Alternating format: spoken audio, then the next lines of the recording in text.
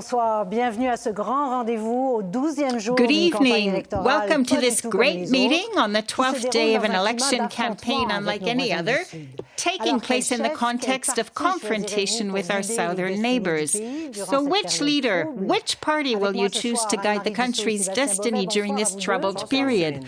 Ouais, With une me période this qui inquiète evening, Anne-Marie beaucoup de gens Dussault and parce que c'est Sébastien notre Beauvais. Good evening. souveraineté Good evening, économique et Céline. politique So qui est this en is jeu. a time that worries many people because our political and economic sovereignty are threatened. Everything is at stake. It's an existential crisis, and we need to call it just that. This is the world according to Trump, and we want to know where we're going and how. And the shadow of Donald Trump looms not only over the election campaign, but also over the entire country and our studio. This has influenced the questions we will ask the leaders tonight. Mr. Trump has made us work intensively in the last 24 hours and until this last minute. So we will take turns asking the 5 leaders invited to this show. This is not a debate. The French debate will take place on Wednesday, April 16th, and will be moderated by my colleague Patrice Roy. This evening, we will conduct 5 live interviews, and the order and length of the interviews were determined based on the number of MPs from each party at the dissolution of the House of Commons. So let us begin with no further ado with our first guest, Liberal Mark Carney. Nous ne pouvons pas contrôler le président américain, mais nous We pouvons cannot control the contrôler American notre president, destin. but we can control our destiny. Il faut avoir une économie forte, mais en même temps, il faut protéger. We need to have a strong economy, but at the same time, we need to protect the most vulnerable in our society. Morning.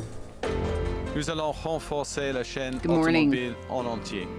We are going to strengthen the entire automotive chain. It is obvious that the United States is no longer a reliable partner. There will be no going back. Chez nous. We are moving forward. We are masters in our own house. We will build the strongest, most resilient, productive, and competitive economy in the G7. This election is the most important election of our lifetimes. Jamais la langue française et jamais la gestion de l'offre. The French language and supply management will never be on the table. Nous allons nous battre contre ces tarifs jusqu'à ce qu'ils soient annulés. Nous allons We protéger will nos fight these travailleurs, nos tariffs entreprises pendant until cette they are période lifted. difficile. We will Nous protect allons our bâtir workers and our un Canada businesses fort. during this difficult time. We will build a strong Canada. Bonsoir, Monsieur Carney. Merci d'être avec nous en cette journée occupée pour Good vous. evening, Mr. Carney. Thank you for joining us on this busy day for you. Wow, Vous avez busy dit for que des everyone. millions de Thank you, Canadiens Mrs. sont Galipeau. touchés par cette crise tarifaire. You said Déjà, that on voit ce qui se millions passe of à Canadians Stellantis, will be 3600 affected by these employés qui tariffs. perdront encore Already, pour les deux prochaines thousands of semaines. Stellantis On ne sait pas workers jusqu'où have ça va started aller. losing Qu'est-ce their que vous jobs dites for the aux next Canadiens 2 ce soir? weeks. We don't know how Je far dis aux this will go. Canadiens et So what surtout do you aux say to travailleurs Canadians canadiens, tonight? que I say le to gouvernement Canadians, and va especially se to battre Canadian contre les workers, tarifs that the injustifiés government des will États-Unis de Mr. fight Trump.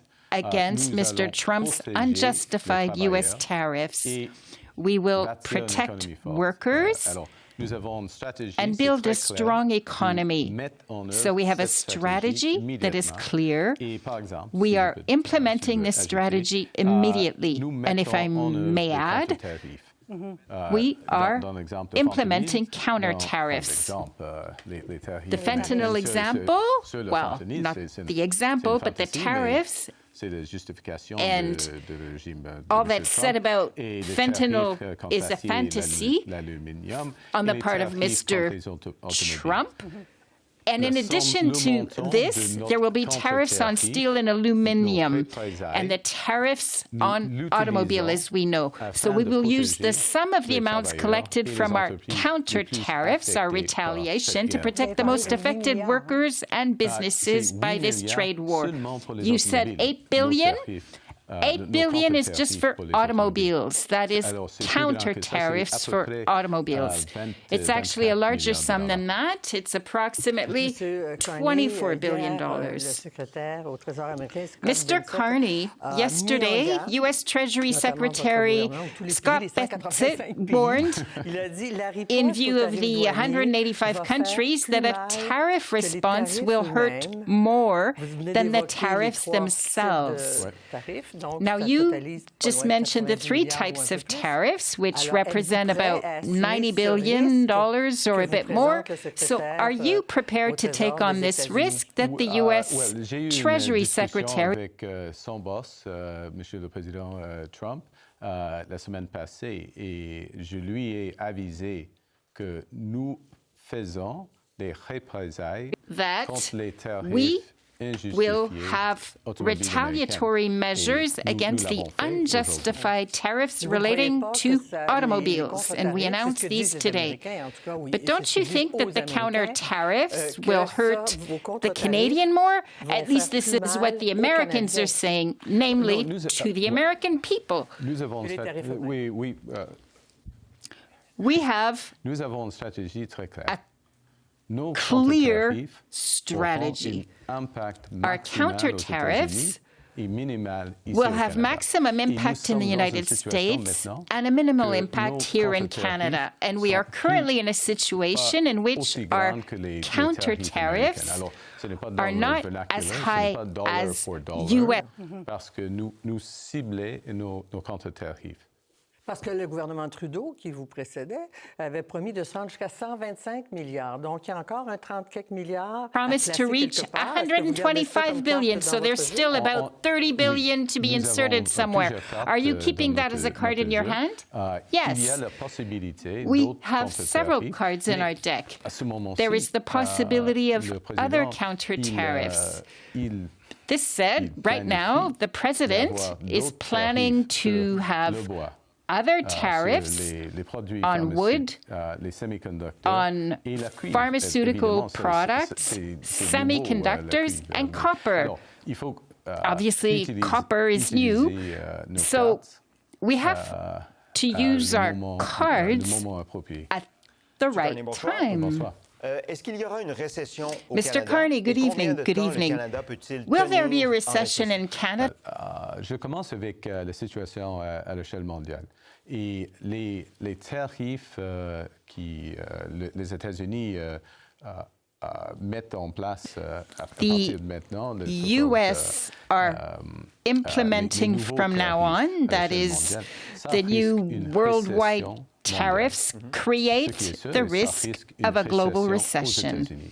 What is certain is that this also risks creating a recession in the United States. And in this case, the situation here in Canada becomes quite difficult.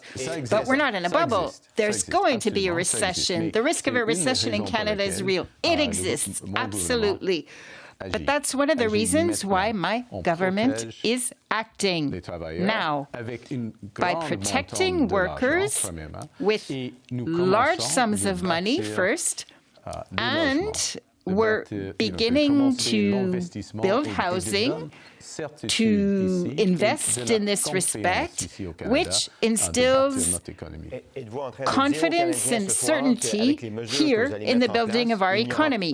Are you telling Canadians tonight that with the measures you're going to put in place, there will not be a recession in Canada? Monsieur Beauvais, I have a lot of experience, and no one can ever provide guarantees regarding the economy. We are certainly experiencing situations with upheavals. There are real upheavals in the global economy caused by President Trump's actions. But we need to be positive. We have a plan, and as mentioned earlier, we are masters in our own house. We can control our economic destiny, but we must have a plan and implement it. Mr. Carney, continuing on this Canada-US relationship, you talked about protecting workers concretely. What does this mean and what are you going to do? Can you tell us of one or two measures? A couple of weeks ago, we changed our unemployment insurance system. We removed the waiting period. That is done. And we can also now share jobs and receive unemployment insurance. And we're providing money directly to businesses to support them, including liquidity worth at a level of about $40 billion. That's a huge sum of money to help businesses, and in order to maintain the job positions of workers. So to increase employment insurance for workers, to increase generosity and speed, but not the amount, it indeed becomes an increase in the amount. Yes. Essentially, we increased it. I see. Thank you. With regards to your response today, is this 25% on vehicles from the United States outside of CUSMA a sufficient response to what happened yesterday? In a way, it's tougher than the U.S. tariffs because the amount of American production in a Canadian car is bigger than it is in an American car. It's strange but true. So there's this difference. And in the specific context of U.S. tariffs, yes, the counter tariffs are enough for now. What will be necessary to do so as to resolve this situation is to have a global negotiation. That is a global negotiation with the U.S. Well, yes, you already made a commitment when you spoke to President Trump. You hadn't been elected, of course, but you made a commitment to this negotiation. I managed to get Mr. Trump to commit that negotiation would take place in early May with the Prime Minister of Canada, and I hope this will be me. But of course, it will depend on the election results as well as other events. This said, the Prime Minister of Canada and Mr. President will begin this negotiation, and such negotiation is extraordinary and fundamental to our economy. Does this mean that you've regained confidence in Donald Trump because you said that the relationship with the U.S. would never be the same again? So you trust Mr. Trump for renegotiation? Well, let us be cautious. Let us keep our eyes open. The U.S. has changed. The American administration no longer believes in an open and free trade commercial system and all of that. But there are sectors, for example, aluminum, automobiles, certain aspects of energy. There are sectors for which the United States have dependencies, and they depend on us. They do. And in those areas, we have a lot of leverage. And we have assets. But in order to use them, we need other options. And the other option for us is to build our economy. And that's one of the reasons we need to build our economy to better negotiate with Donald Trump. I understand. You talk a lot about what you want to protect and perhaps what you'll renegotiate, but what will you have to sacrifice? Because we don't really know what you brought to the table when you spoke to Mr. Trump. So what are you ready to sacrifice? Compromises will be necessary. Will it be critical minerals, semiconductors? Where will you be making sacrifices? Well, For me, it's not a question of sacrifice. Honestly, it's not that. We have assets in Canada. So, for example, you just mentioned critical minerals. They are ours. We can choose as a country who our partners are. This is one of the reasons why one of my first calls was to the president of the European community. My first trip was to France, and I had a meeting with the president and the prime minister of the UK. We have options in Europe. Monsieur Legault, for example, went to Germany with several objectives, and one of these was to find European customers for our critical minerals. So compared to the Americans, this gives us leverage in negotiations. So let me give you an example. Let's say you are American here and you here are European. So then we say, this is an option for you and here's another. But you're not telling us exactly what you would be prepared to let go in this negotiation with the Americans. So, for example, supply management, Mr. Carney. If I may say, from the beginning of my campaign for leadership in mid-January, I have addressed supply management, French language, and culture. I need to speed up a little, Mr. Carney, but you refused today to committing to legislation to protect supply management for people in agriculture. Why? In my opinion, it's not necessarily to make laws for negotiation positions, but it would reassure those in agriculture. Okay, well, negotiation begins in a few weeks. And Parliament will be working on these. And it is beginning, and I'm absolutely clear about the management of supply. I launched my electoral campaign at the Petit farm. Okay, but no legislation.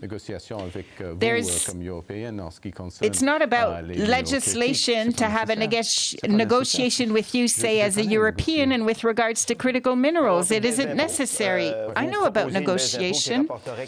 So how about addressing tax cuts? You're proposing a tax cut that would bring in $412 more to a single person with an average income, but that costs $6 billion. You want to tackle government spending. Can you name one unnecessary government expense that you will cut if you become Prime Minister of Canada?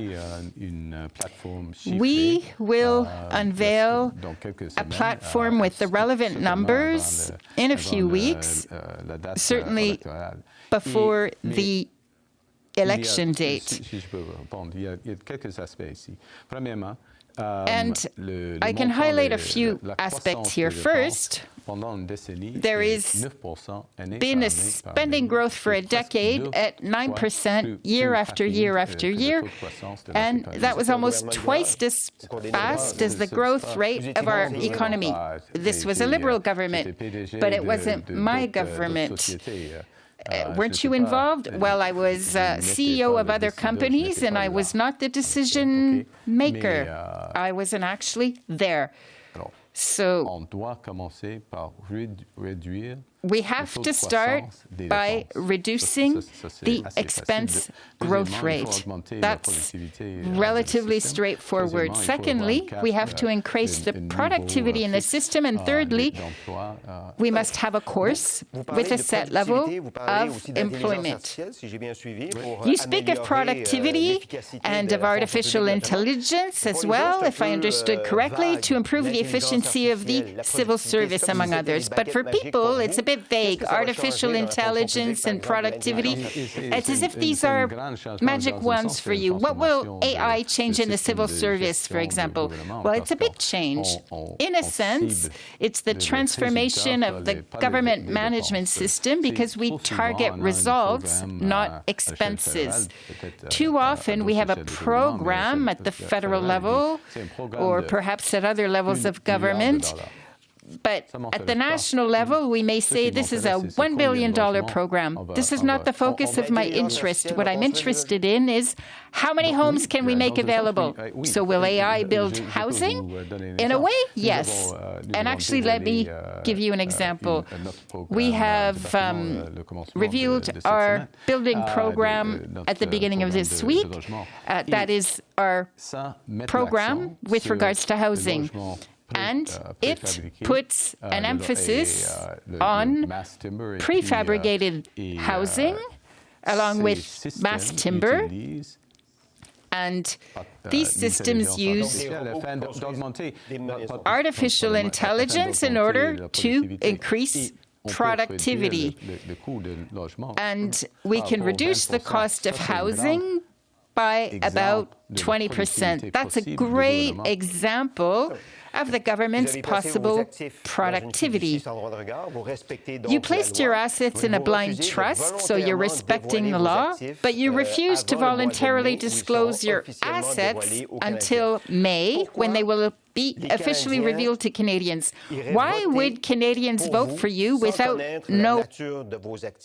Premièrement, je suis toutes les règles, bien en avance que les règles. Deuxièmement, mes actifs maintenant... Schedule. Secondly, my assets now include money and private real estate, that is a house and a cottage, and other assets are in this trust. Well, why not take the additional step? Your opponents might say you have something to hide. So what do you have to lose by revealing what you have now? But I no longer have any. You have no more assets? Yes, but they are in a blind trust, that is, with rules, which I follow, and I've complied to these rules earlier than is necessary. Okay, Brookfield. Ce qui est tout à fait légal, déforestation au Brésil, déménagement du siège social aux États-Unis. Il y a même question d'un bail de 99 ans signé avec le gendre de M. Trump. Peace with Donald Trump's son.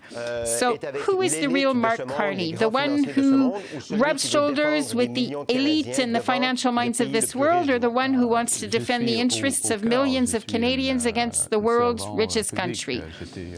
At my core, I am a public servant. I was governor of the Bank of Canada, namely.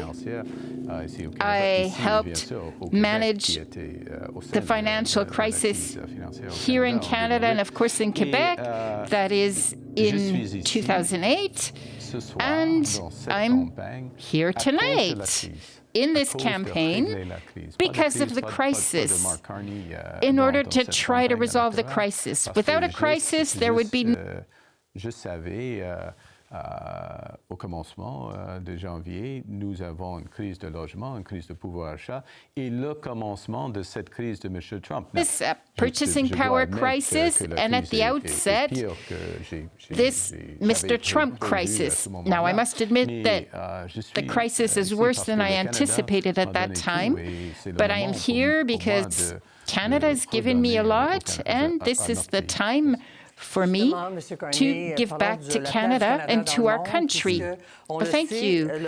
Mr. Carney, let us now address Canada's place in the world. The world as we know that has existed for the last 80 years since the true liberation at the end of the war, the true day of liberation. Well, when you think of the ambitions expressed by President Trump regarding Panama or Greenland, by all means, and even Canada as the 51st state, are you worried about Canada's sovereignty? In a word, yes. And this is one of the reasons why I said before my conversation with Mr. Trump, no conversation or meeting without respect. Not respect for me as an individual, but respect for my position as Prime Minister of our country, our sovereign country. This is never a word that he uses these days, and let's be clear. Yes, he called me Prime Minister, yes, he recognizes Canada as a country, but we are two sovereign countries, and it's a bit weird that we even need to be discussing this. But your question is important because the world is becoming increasingly divided and dangerous. The world has changed. Even our allies, or at least one of our great allies, the United States. Well, you went to France, the UK, you said it earlier. And speaking of the trade war, you said, well, we have other options. We can bypass the U.S. because we're going to make other partners. So alliances need to be rebuilt. Does this mean you're going to ignore the U.S. From now on? Is it because you said Donald Trump was not a reliable ally with regards to international politics? Has he become a reliable ally again today? Well, it is possible that he is in certain contexts, but this remains to be seen. We've lost a lot of trust in the U.S., and that's a fact. So we have several options. First, we must build our economy. We must be strong here in Canada. Secondly, we must strengthen our relationships with our allies in Europe, in the UK, some of our allies in Asia, and we must have very clear negotiations. Global negotiations which take into account our new partnership with the U.S. with regards to economy and security. Well, security, let's talk about Ukraine, which is a good example. So negotiations are currently at a standstill because they're between Moscow and Washington. Yes, that's the case. I have three quick questions.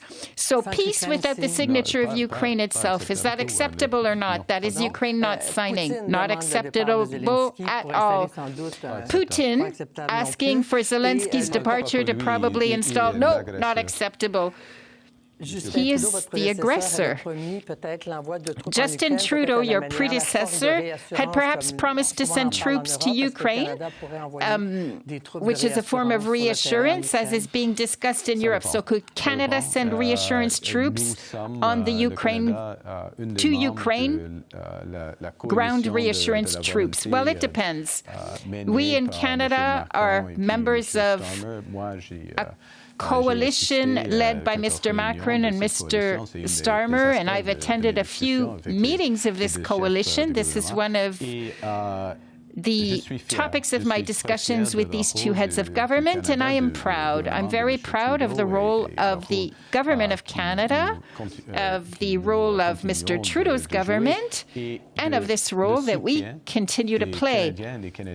And the support of the Canadians towards the Ukrainian people. This makes me proud. Because when I was talking about the reliability of allies, I was wondering if you trust Mr. Trump with regards to Putin, because at the UN, the U.S. voted with Ukraine and North Korea not to recognize Russia's aggression against Ukraine. So, well, that's not the way Canada voted. No, Canada voted for Ukraine.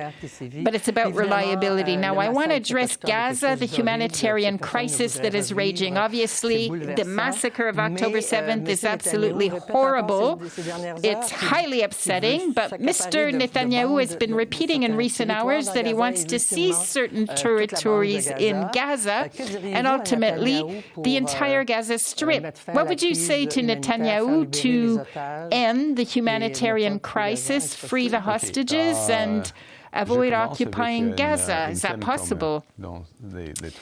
Well, I'll start on a theme based on the three situations of Canada, Ukraine, and Gaza. And this is about territorial authority. That is untouchable. So Palestinians must have the right to their territory as well. Absolutely. That's first. Secondly, we need to extend every possible effort to restore ceasefire in Gaza and to resume humanitarian aid. This situation is horrible in Gaza now. And Canada can play a role in humanitarian aid, but above all, to strengthen the principles and to be there in view of the principles of human dignity, the rights of all individuals, wherever they come from in the world. Thank you. Thank you. A few quick questions to finish, Mr. Carney. You admit, I think you said, that your command of the French language could be improved, right? That's obvious. So on a scale of 1 to 10, 10 being the highest rating, what would you give yourself as a score today for your mastery of French? My mastery? Well, I'll give a score for my spoken French, 6. Okay, 6 today. If you become Prime Minister of Canada at the end of your 4-year term, what score do you commit to achieving? At the end of my term? At the end of your 4-year term as Prime Minister? Well, I'm from Alberta. I'm 60 years old. I can still learn. So maybe 8 or 9. But I said spoken French. And please know that I can do quite well with regards to understanding. Obviously, I am far from being perfect, but I love the language. I take the time to learn. I have meetings in French. I can negotiate in this language. And obviously, I'm not Victor Hugo or Racine. Okay, so 6 today, 8 or 9 in 4 years. So get ready for a French test. And I look forward to having a conversation with you in 4 years. Mr. Carney, let me bring you back to our relations with the U.S. Many Canadians are boycotting several American products, boycotting of flights, several products not being purchased, solidarity, even demonstrations when there is hockey. We boo the national anthem at times. So is it a good idea to boycott American products? And actually, do you still buy American products, such as U.S. strawberries, when you see them? Well, let me give you a strange answer, perhaps, because as Prime Minister, I no longer buy strawberries, among other things. And I'm proud. I'm proud of the reactions Canadians are having regarding the use of their purchasing power and the choices they make with regards to travel and so on. And for the government, namely, we are beginning to emphasize Canadian purchasing, Canadian procurement, including military equipment. Mr. Carney, one last question, a short answer if possible. Not always possible. Your opponents accuse you of a lack of sensitivity, of a lack of understanding of Quebec. You answered, when the question was asked, that you love Quebec. But beyond the trade war, what do you think Quebecers want within Canada? What does Quebec want? Quebecers, what do they want? What represents them? What are they to you? Well, for me, Quebec is fundamental to Canadian identity. And this is one of the reasons why, for me, the French language and culture, and if I can say French-Canadian culture, and especially Quebec culture, are fundamental. And of course, there's supply management. But beyond that trade war, well, for instance, Mr. Carney, a concept like the Quebec nation, what does that mean to you? Well, it's a distinct society. It's an incredible society, incredible from a world perspective, because there's a combination. There are entrepreneurs, artists, a diversity of people. Oh, I'm supposed to give you a short answer. Okay. But for me, Quebec is essential to Canada. And in a sense, this is one of the reasons Non, non, non. Why I Jamais, said jamais, to jamais. Mr. C'est President, fondamental. no, Et c'est no, une des raisons. no. C'est pas nécessaire. C'est pas nécessaire d'avoir Quebec une here loi. is C'est pas fundamental. nécessaire de faire And des it isn't necessary to have a law in order to shake hands. Very well, I understand I need to stop. Well, thank you very much, Mr. Carney. Thank you for participating today. Thank you, thank you. Du Parti conservateur du Well, Canada. there you have it. Next leader, Pierre Poilievre from the Conservative Party of Canada. Avoir une belle maison dans un quartier sécuritaire, To sous have notre a fier drapeau, nice c'est ça la house promesse du in Canada. a safe neighborhood under a proud flag, this is the promise of Canada. Je vais couper les impôts de 15 pour tous I les will travailleurs cut income moyens tax à by travers le Canada. 15% for all the average worker in Canada. Nous ne serons jamais un État américain. We Jamais. will never Quand je be veux an American exploiter nos state. ressources Never. naturelles, bâtir des pipelines, c'est à la When I désavantage de want Donald to Trump. take advantage of On our va natural approuver resources, build the GNL pipeline, Québec that's pour not ramener to des Donald emplois Trump's au advantage. Saguenay We pour will pouvoir approve contrôler GNL les Quebec to bring back Américains et jobs vendre in nos the énergies Saguenay, en Europe. to go around the Americans and sell our energy Gardant les to pires Europe. criminels en prison. On va pouvoir protéger By les citoyens. keeping the worst On va criminals in couper les prison, we impôts will pour be les able to réinvestissements protect ici our au Canada citizens. afin de We will renforcer cut notre forteresse économique. income tax to reinvest here in Canada to reinforce our economic fortress. At your service. Il nous faut un nouveau gouvernement conservateur qui va approuver les projets, couper les taxes et les We need a impôts new pour ramener conservative les government jobs which will et l'investissement ici approve au Canada government pour faire face à Donald projects, Trump. bring back jobs and investment here in Canada to face Donald Monsieur Trump. Poilievre, bonsoir. Bienvenue à cette grande émission. On vous Mr. retrouve d'ailleurs ce Poilievre, soir à good distance, evening mais à and welcome Oshawa, to this où vous avez un rassemblement show. avec We vos find partisans. you Donc, merci in d'être Oshawa avec tonight, nous. where you La have a guerre rally tonight commerciale, with your évidemment, est toujours au cœur people. de cette Thank you for being campagne. with us. Qu'on aime, The qu'on aime pas ça, commercial évidemment. war is still Alors, at the que heart of this feriez-vous de mieux campaign, que like M. it or Carney? like M. it Carney vient not. de nous parler de So la what riposte would you annoncée do aujourd'hui better par than le Mr. Carter? gouvernement. Mr. Que Carter feriez-vous de just mieux? has just talked about how the Canadian government is going to react. What would you do better? I will split your questions in three parts. First of all, the immediate reaction. We need to react and target American products that we don't need, that we can do ourselves, or that we can buy elsewhere to maximize the impact on Americans while minimizing the impact on Canadians. Secondly, we need to come up with $3 billion in loans for companies in order to keep workers on the job. And finally, we need to get rid of the GST on cars that are built in Canada in order to encourage Canadians to buy Canadian cars, create demand in order to keep workers on the job. And then after that, after the elections, on the other hand, we need to demand from Mr. Trump to start negotiations anew on the free trade between Canada and the United States, and this immediately, because we will have to renegotiate it in any case. There's no choice about that. So why wait 18 months of chaos, of tariffs, of stupidity like we saw yesterday on television?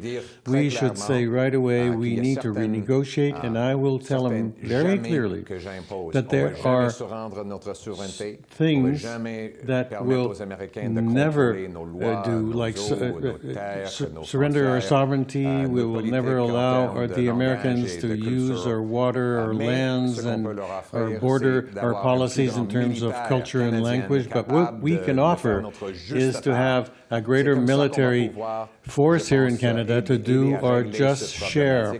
This is how I think we will be able to take care of this problem. And this is what I can do differently from Mr. Cartney. What he wants to do is support a liberal policy which has cost a lost decade in our country. That is, keep our resources in the ground. He supports C-69, Bill 69, which is an anti-constitutional law, opposed even by the Quebec government, which makes it so that it takes 17 years to authorize a mine. This is why we have given almost all our resources to the American. We don't have the possibility to shift the oil from one end of the country to the other, so he wants to keep the same policies. He still has the same ministers, and it's the same liberal promises. I want us to be masters in our own home by approving projects here, which is going to create an economic fortress for Canada and make us strong vis-a-vis Donald Trump. Thank you very much. And Mr. Poilievre, good evening. We'll try to stay master of our time here, so if you can come up with shorter answers, it would be appreciated. One of the issues in this campaign is who's stronger to face Donald Trump. Many surveys say that Mark Carney is better than you are to face Donald Trump. How do you explain this perception, this impression by Canadians? Well, I'm not going to comment about surveys, but I will comment on reality. After the lost decades of the Liberal, we are weakened vis-a-vis the American. They've added 100,000 civil servants, increased income taxes and other taxes, blocked natural resources to send $500 million in investment to the Americans, and now Mr. Trump is getting 100% of our natural gas, 90% of our oil, because of the fact that the Liberals have blocked pipelines. We need to go to send our oil from Alberta through the United States to reach Quebec and Ontario. So all the power is in the hands of Mr. Trump. But excuse me, are you disadvantaged by your position as head of the opposition rather than Mr. Carney as Prime Minister? Well, it's always the case in foreign affairs. But at the same time, Mr. Trump wants, he wants Mr. Carney. He said it. He wants a weak Liberal so as to keep our economy dependent on the Americans. I put forward a very clear plan, for instance, to reinforce our economic fortress, that is, eliminate taxes on reinvestment of capital gains within our own economy, abrogate C-69 in order to be able to approve projects in 6 months rather than 17 years, eliminate economic barriers between the provinces so that we have ready-to-build zones where you can have pre-approved permits even before you apply. And this would help bring back GNL Quebec into Saguenay, a project which will allow us to go around the Americans and send our energy to Europe. This is another way of doing things to be independent economically. And we'll talk in a moment about that. Good evening, Mr. Poilievre. I just wanted to keep going in the same vein. Mr. Poilievre, a few weeks only, you were at the threshold of getting elected Prime Minister. But a lot of people in your own party have criticized you of keeping the same message instead of focusing on Donald Trump and focusing on the tariff war. Have you made a mistake here? You talk about other issues. The other issues, Madame Galipeau, is the fact that single mothers can't feed their children here after the lost decade of the Liberals. We have 2 million Canadians that go to food banks nowadays. Should I say, no, we're not going to talk about that? Shouldn't we talk about the young families in the 30s that can't afford a house because the cost has doubled during the decade the Liberals were in power? Shouldn't I talk about the fact that Quebec is at the point of rupture, immigration is at the point of rupture because of bad management? I want to bring back Canada help this single mother to feed her children in a safe country, to supply housing which is affordable for our young people, or protect our immigration system and reinforce in that way our country. So I'm not going to say I'm sorry because I'm the only leader offering real solutions to the pain that Canadians are experiencing right now after the Liberal decade, the lost Liberal decade. Thank you, Mr. Poilievre. So let me continue in the same vein, Mr. Poilievre, about the commercial war here. According to all the surveys, this is the biggest worry, anxiety, and we're even talking about fear vis-a-vis Donald Trump, and we're going to choose a prime minister, either you or Mr. Carney. Don't you have the burden of proof here as to who can best defend the interests of Canada? And you've said today, because for the last 2 days you've been talking more about Donald Trump than in the past, but you said he's not a reliable ally. So on what are you going to base yourself to negotiate with success with Donald Trump? What is it about you that makes you more competent to negotiate with an ally that's no longer reliable? Well, first of all, we need to reinforce our economy by bringing back hundreds of billions of dollars in investment that the Liberals threw out of our country. I proposed many ideas to do so.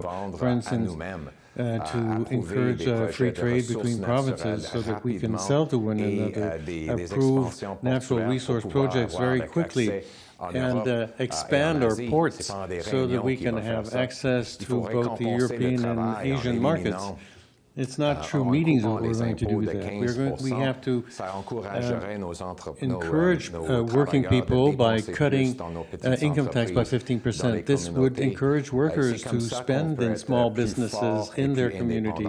This is how we can be stronger and more independent. In terms of negotiating face-to-face with Mr. Trump, I can do that vigorously, and what I'm going to do differently from the Liberals the last time, the things that we're going to offer on defense, protection, security of our borders and access to markets, I'm going to do it in a way where we can withdraw it at the moment where Mr. Trump decides to go against these commitments. This is how we're going to tell him, if you want to block our products, we will withdraw what we've promised you also. And this is how we're going to encourage him to remain reliable. But let's be honest, nobody can control Donald Trump.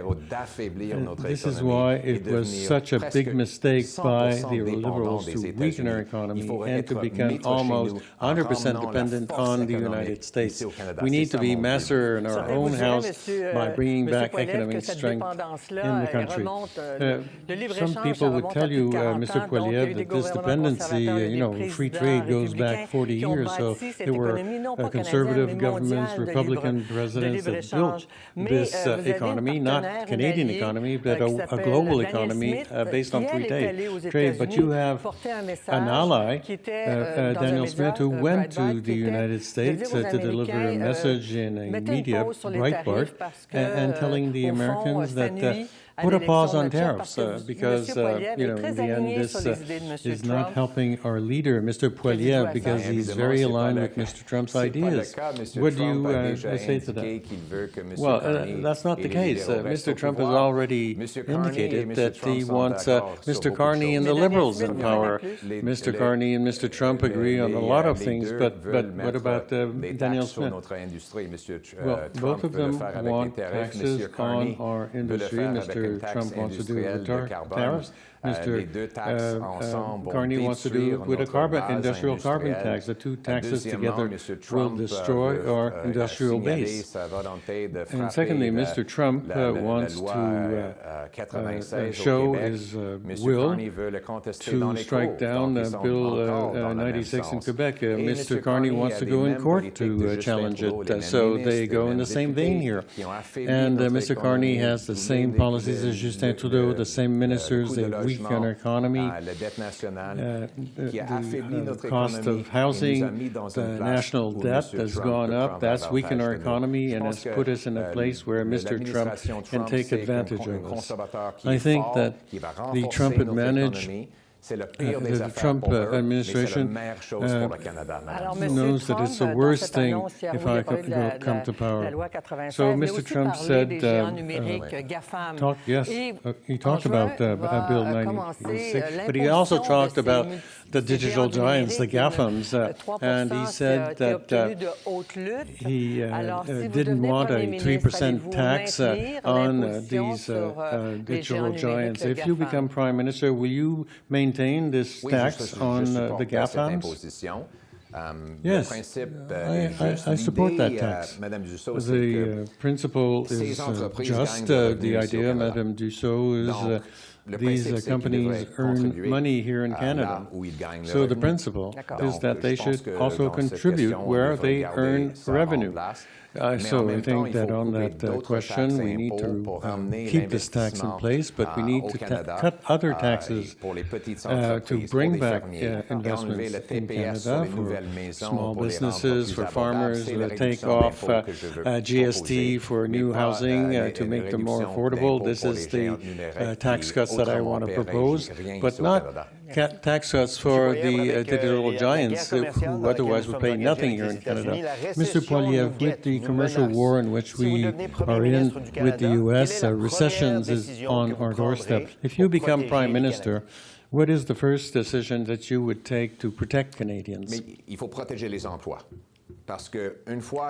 Well, we need to protect jobs, because once the link between worker and their job is broken, it takes years sometimes to fix that, and it costs much more for the government to support somebody who's unemployed to keep them in their job. So today I've announced a $3 billion fund in loans, and it's the same type of programs that we created during the Harper government in 2008, 2009, and it's allowed us to save tens of thousands of jobs. At the same time, we need to bring back private sector investment. Yes, we have an incredible growth in government, but you can't build the economy with bureaucrats or civil servants. So we need to go to the private sector. So I propose a tax of zero on capital gain, as long as those capital gains are reinvested in our economy. This will encourage those that have invested elsewhere to bring back their money to invest here in Canada. This will allow companies to sell an asset which is not productive to buy another. For instance, a manufacturing concern that could sell a land for somebody to build housing and use also that money to build another factory. This creates a lot of jobs, a lot of wealth, and the infrastructure to make us independent Americans necessitates investment. And this is what I'm going to encourage with tax cuts and paperwork. Based on your promises, you said that you would push back capital gains as long as it's invested in the Canadian economy. You also talked about increasing by $5,000. I just want to make it clear for investments in Canada, to bring back investments here in Canada. I'm sorry for interrupting you. No problem, no fault. You also said that you wanted to get rid of GST on a new house of $1.3 million and less. All those measures, don't they favor more the rich than the middle class? Like, who can put $5,000 more in their tax-free account? Who can buy a house at $1.3 million? Well, first of all, let's start with the house. The fact is that after the last decade of the Liberals, the housing cost has doubled. Who buys $1 million house? This is the average price in Vancouver and Toronto. $1.1 million is the average price in those two markets. They're the most expensive housing market in North America and the second and 10th most expensive in the world. We've had the worst inflation in terms of housing in the last 10 years, at the same time that Mr. Carney was the economic advisor to Justin Trudeau. So, when I was responsible for housing as a minister 10 years ago, if you would have talked about a $2 million house, I would have said, whoa, what a castle. But today, this is an average house. In Toronto and Vancouver, let's specify. Just to make... Yes, of course, but also elsewhere in the country is much more expensive than it was.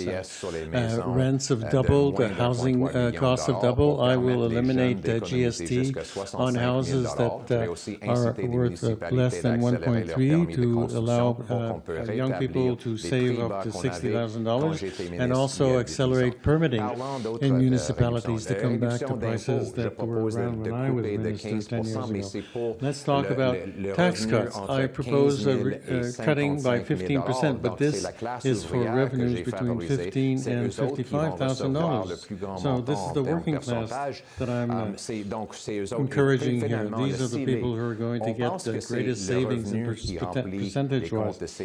Now, the tax-free account, we think that it's people with a lot of money, but often it's a woman whose husband has died. She inherits money, or it's an elderly couple that sell their house to go in a smaller apartment because of health problems. So it's not just rich people that put money in their tax-free account. But it's just another thing that we should encourage. Older people who decide to continue working. Right now, they're losing a lot in terms of income tax and deductions. I will allow them to earn $34,000 income tax-free to encourage people who want to bring their experience of the economy. Let me come back to my promise about GNL Quebec. I want to talk about it. I'll respect my promises too. Can we agree that GNL Quebec, there is no promoters for it right now? Yes, but this is a problem with the chicken and egg. There are no promoters because projects like that have been banned literally by the federal government through Bill 69, which prevents the building of pipelines or gas pipelines. It takes 10 years to get a permit. The Squamish, the native people in British Columbia, it took them 14 years to get a permit for a gas liquefaction plant. So you're saying that you get rid of C69 and promoters will come running? The spokesperson of GNL Quebec says this is a political balloon. Is it so that you're selling something that doesn't actually exist? It doesn't exist because it's been banned. It can't exist with the Liberals in power. But on the other hand, serious investors were ready to put $4 billion before the Liberals came with new rules to block the whole thing. I've also announced a plan about ready-to-build zone, where you have delimited zones where certain types of economic infrastructure would be pre-authorized, for instance, like natural gas, I foresee doing that at L'Abeille, in an industrial zone that's already there, to give permits ahead of time with standards that are strict, to give a certainty and rapidity. With this project, we could hit the Russians and go around the Americans simultaneously. This would allow us to sell our gas in Germany, in France, in Italy, in Greece, all these countries that have been asking for our gas, and with a country that comes back here to definance Putin and break his monopoly on the energy market in Europe. This would be a great victory for us and for Trump, and a defeat for Putin and for Trump. Mr. Poilievre, let's keep going on international relationship because you're talking about Putin and Russia. Just one word. We were saying that Donald Trump has turned the international order upside down. So should Canada reorient itself, find new allies, and cease having the United States as its closest ally? Les États-Unis sont We plus need to grands que remember Donald Trump. oui, c'est vrai that qu'il nous a the trahis. United States are larger than Il n'est Donald pas Trump. fiable. It's Il a true brisé that he betrayed us. There's l'entente no qu'il a question signée about avec it. le Canada. He's not reliable. En même temps, He on broke est à côté the des agreement that he États-Unis. signed with C'est la Canada. plus grande puissance But militaire at the same et time, we économique live dans next door l'histoire to du the monde. U.S. It's the Il faut biggest être pragmatique. military and economic planifier en power in the world. La meilleure chose We qu'on need peut to be faire pragmatic. We need to pour plan ahead of protéger time. nos intérêts The best thing that contre we can do les to décisions, protect les our mauvaises décisions, interest against c'est de renforcer notre the propre bad économie. decision Avec les décisions is que to je viens de reinforce dire, our et je own vais le economy. dire en français aussi. On a besoin de pipelines. With the decisions Parce que I've c'est just seulement said, un and I'll pipeline qui repeat va it in nous French permettre again, de we need s'arrêter de pipelines donner because notre it's only a pétrole pipeline that à will prix allow bas us aux Américains, to stop tout giving away en our oil dépendant d'un at président a low price qui n'est to pas Americans fiable. while Et les Québécois sont remaining d'accord avec un remaining pipeline, dependent on a 75% president that's sont not d'accord. reliable. Si on And veut aller 75% of nos Quebecers biens et agree nos with a services en pipeline. Europe et en If we Asie, want to sell c'est pas our les goods and services on in a Europe déjà and des ententes Asia, de libre-échange avec eux it's autres. not C'est we already have agreements, free trade agreements with them. What we need is not more talks, it's the infrastructure to send these resources to these overseas countries. You talked about Ukraine. If you are elected Prime Minister, are you going to support the European countries' efforts to support Ukraine against the Russian invasion? Yes. The Conservatives are strongly in support of the territorial integrity of Ukraine. This was an invasion that was non-provoked on the part of Russia against Ukraine, and this is why Conservatives were thanked by the Ukrainian government for suggesting to give missiles that the Canadian government was going to destroy, and now these missiles are used by the Ukrainians to defend their own territory. I'm a supporter of Ukraine, and I will remain a supporter as Prime Minister. The Trudeau government has reopened the door to sending troops in Ukraine after a ceasefire, after a peace agreement. Do you agree with that? Pour l'instant, le militaire canadien Well, est we need to be massivement affaibli realistic. après la décennie perdue des At the libéraux. moment, Ils Canadian ont military gonflé la is bureaucratie, massively gaspillé de weakened after l'argent the pour last les achats decade of the Liberals. qui They've sont bloated the bien hors de leur bureaucracy, budget. wasted Donc, money for il faut purchases that were reconnaître qu'il way faut, outside notre the militaire realm manque of de budgetary personnel. Il y a plus de possibilities. So 10 we 000 need to recognize positions qui ne sont pas that comblées. our military are short on personnel. There are 10,000 positions that are not filled. We're late in our military purchases. Our first priority for our military is to reinforce our presence in our own territory. Mr. Trudeau couldn't even prevent a Chinese balloon to go across Canada. We need to have the capacity to defend ourselves, and this is what I'm going to do. So we're going to reinforce our military here in Canada first of all, and before talking about projects elsewhere. Okay, I want to move quickly, Mr. Poilievre, because I need to respect a given time period. I understand, Mrs. Galipo. You say that to invest in our defense, we will need to cut in international aid.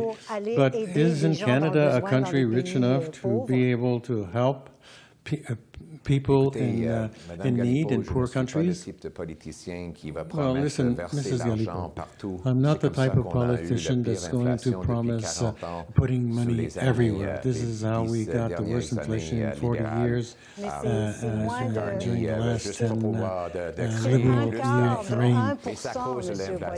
But it's a 1/4 of 1%, Mr. Poilievre, of our GDP. 1/4 of 1%. Et la meilleure façon pour le Canada de contribuer à notre monde, c'est d'avoir un militaire qui est fort et capable de défendre notre territoire. A military which is strong and able to defend our territory. So yes, there's a lot of waste in foreign aid. The money that the government gives to dictators, to groups related to terrorism, and to global bureaucracies. I want to bring back this money in Canada, use that for our soldiers, our troops, our equipment, But who are you talking about when you're talking about terrorists, Mr. Poilievre? Dont au Gaza, I'm le talking gouvernement about libéral UNRWA. continue de financer In UNRWA. the Gaza C'est un Strip, organisme the liberal government dont keeps on a financing trouvé UNRWA. This is an des organization membres de Hamas qui sont where it was found encadrés that dans members la of Hamas bureaucratie were eux autres embedded ont contribué within the aux bureaucracy of attaques UNRWA, du 7 and they septembre. contributed to the Ils Ils ont attacks été on renvoyés, the Monsieur 7th Poilievre, of ces gens-là. Ils ont September. été renvoyés. Well, they were fired, L'UNRWA Mr. Poilievre, these peut people. s'occuper They de were l'aide fired. alimentaire à And Gaza. only UNRWA can take care of Avec tout food respect, aid in Gaza, c'est no? connu depuis des décennies que With all the UNRWA est respect impliqué avec Hamas that I et have d'autres for you, groupes it's been known for terroristes. decades that Donc, UNRWA et has c'est been simplement involved with après que Hamas c'était and prouvé. other Moi, je n'ai pas terrorist groups, financé les and terroristes it's ou only les after dictatures. this was Les proven. I'm libéraux not ont going to donné finance 250 millions terrorists or à la dictatorships dictature to à whom Pékin pour bâtir the des liberals ponts have et given des pipelines et des $250 autres million, for infrastructures instance, chinois. to the Si je veux dictatorship bâtir l'infrastructure in Peking ici to au build Canada, c'est bridges ça and mettre le Canada pipelines. d'abord après tout. Très bien, merci, Monsieur Poilievre. Alors, M. Poilievre, quand on regarde vos propositions d'exploration, d'exploitation des énergies fossiles, de pipelines, le gaz, etc., exploration of fossil energy, gas, etc. It's difficult to understand that you want to go against climate change. Let me give you an example. The tram in Quebec, the tramway in Quebec, on which we've spent already hundreds of millions, and you would not finance the tramway in Quebec. Yes or no? Les gens dans la région de la capitale nationale ne veulent pas ce programme qui est un gaspillage d'argent. Moi, je vais mettre l'argent à côté infrastructure, which is a wastage of money. I'm going to put the money on the third link. That's what the people want in Quebec, and they need a third link. So the Bloc and the Liberals want a tramway. I want a third link. Well, the third link, there's still no project. We don't know how much that's going to cost. Thank you very much, Mr. Poilievre. Mr. Poilievre, you're against the principle of the secularity law in Quebec. Why do you oppose yourself to a law duly adopted by the National Assembly in Quebec? Well, first of all, I accept the idea of secularity, that the state should not be involved in religion. I believe at the same time that individuals should be able to choose their own religious signs, their own clothing, and I think that people shouldn't have a state that forces them to wear or not wear something. Even for people in authority like policemen and judges. Yeah, well, a police officer. Let me give you an example. On my security detail, I have a member of the RCMP protecting me and my family. He wears a turban.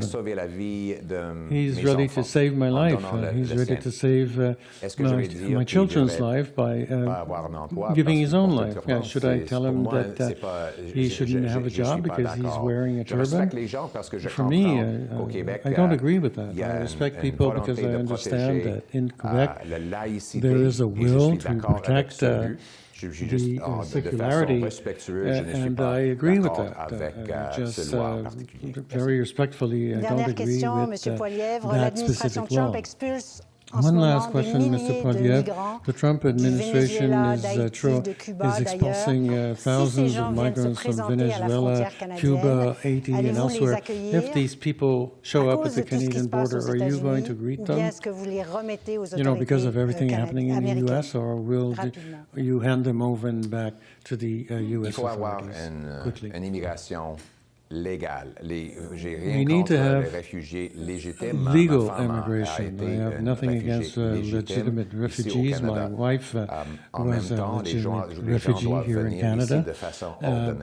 At the same time, people need to come here in an orderly manner. The problem that we have right now are asylum seekers that are bogus, and their numbers have exploded during the Liberal years, and this has caused an enormous pressure on our health system, on housing, on jobs, and so we need to come back to a system where the number of immigrants that arrive in the country is lower than the supply of housing houses, of jobs, and health services that we have. And this is the approach that I would adopt as a Prime Minister. Thank you, Mr. Poilievre. We covered a lot of ground. Thank you very much for participating in the show. And the next time I'll be there in person. Oh, a promise. Yes, I promise, and I'll keep it. Prochain chef invité, Yves-François Blanchet du Bloc québécois. That's it. The next leader, Yves-François Blanchet from the Bloc québécois. Je veux rappeler l'importance pour l'identité économique et la prospérité I would like to reiterate the importance for the economic identity, economic prosperity and jobs of Quebec, the importance of softwood lumber, milk, poultry, and eggs under the supply management system. Le Bloc québécois est un instrument fondamental. The Bloc québécois is a fundamental instrument for the accession of Quebec to sovereignty. Qui peut le mieux porter la voix du Québec? Who can best carry Quebec's voice? As things stand, the majority would serve Doug Ford, Toronto, Ontario, the auto industry, the oil industry, the banks. I'm no more likely to support Energy East than I am to want to sign the Canadian Constitution. It's a project that doesn't exist, but is being promoted for the sole purpose of getting votes in Western Canada. It's clear that Mr. Trump's arrival or attitude has turned the mat upside down. Let's invest in productivity during this transition period.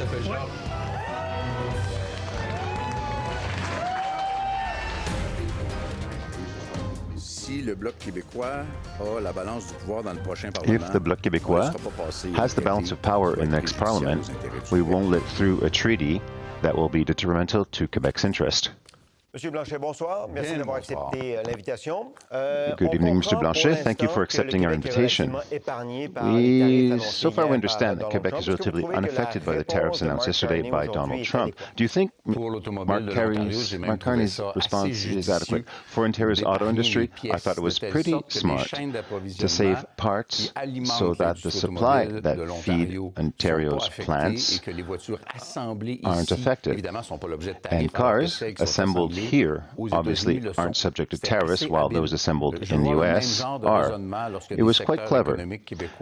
When Quebec sectors are threatened because I have a fear, and all the evidence to date indicates this, that it's Ontario that's considered to be the economic center that needs to be protected, whereas Mr. Trump has given Mr. Carney the instructions by saying, I want to attack Quebec culture, I have problems with language, I want to break supply management. Mr. Carney, well, supply management culture and language are non-negotiable. Can you believe it? I don't want to go into detail.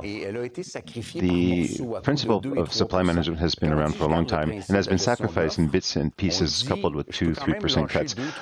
When I talk about I can give 2-4% to the Americans, and that's what the agricultural sector cannot allow. And of course, they voted. It still remains the same. Liberals, a different leader.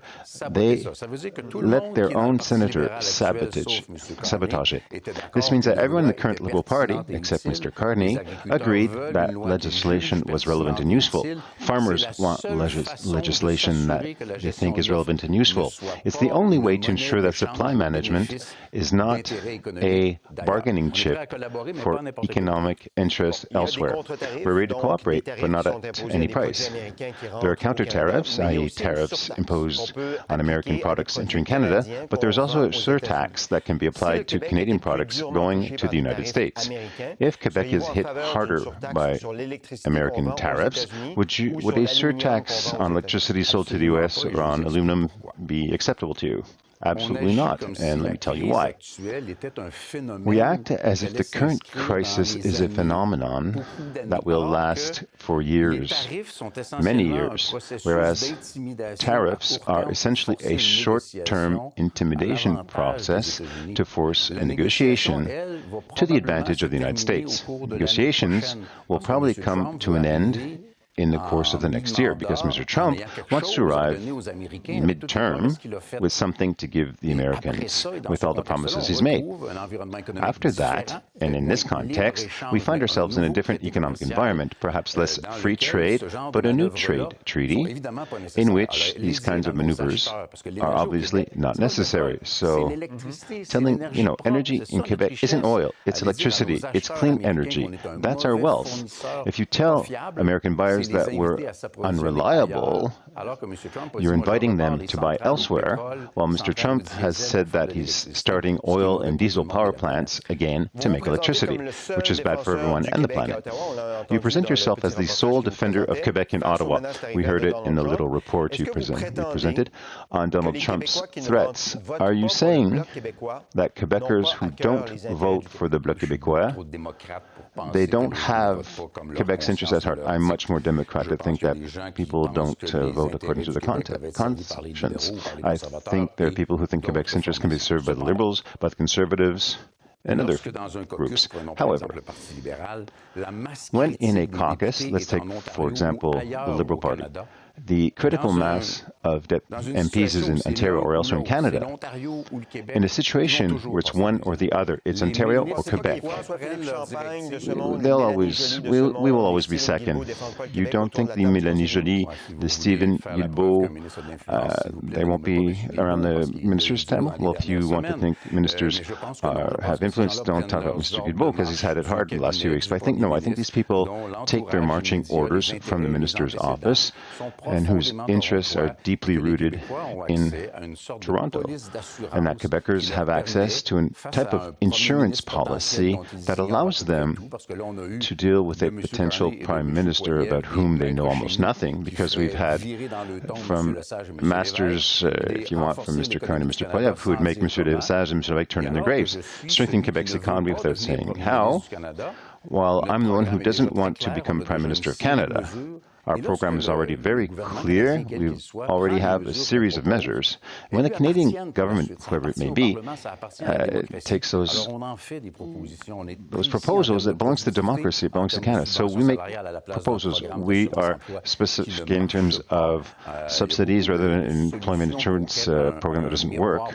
There's many solutions, concrete solutions. There's a mirror to the Buy American Act that strengthens us, that could have been put in place a long time ago, that would have changed things for the percentage of Quebec contracts in public contracts. So my estimated colleagues in the other parties should be able to debate it. Mr. Blanchet, you asked for a Quebec delegation on the negotiating team with the United States. You were talking about the ministers around the federal government table. So you don't feel well represented because they'll be at the table. I believe that the critical mass of power in the Liberal Party, as in the Conservative Party, is not in Quebec. The critical mass will serve Ontario first. What I'm saying, however, is, as we've always said, if what's on the table in terms of negotiations, and let's say things as they are, it isn't the Prime Minister going to talk with Donald to say, what's the new deal going to be? These are negotiating teams. And we're saying that in these teams, Quebec must be able to appoint people who will carry Quebec's voice and ensure that Quebec is duly represented.